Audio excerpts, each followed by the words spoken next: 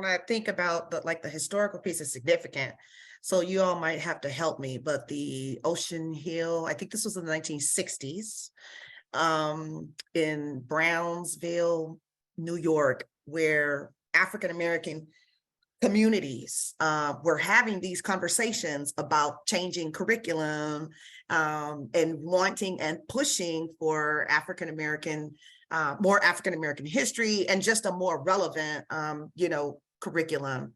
And so, those communities were coming together and pushing for change. And I think that today in 2023, you have a lot more African American communities that have way more resources, way more time.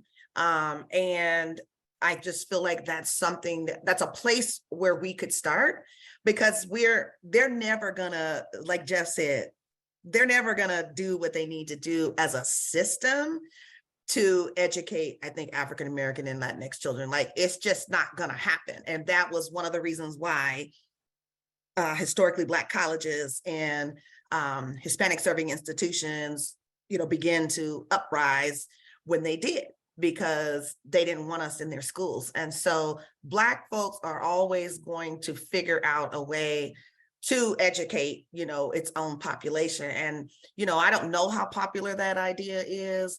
And I'm not at all suggesting like separatism. So let's make that clear. I'm just saying that we can't depend on the system if we're thinking about like a critical mass, and I think communities are going to have to do this work, and hopefully they can do this work by bridge building, because not all Black folks, it's not a monolithic Black person, right, or community.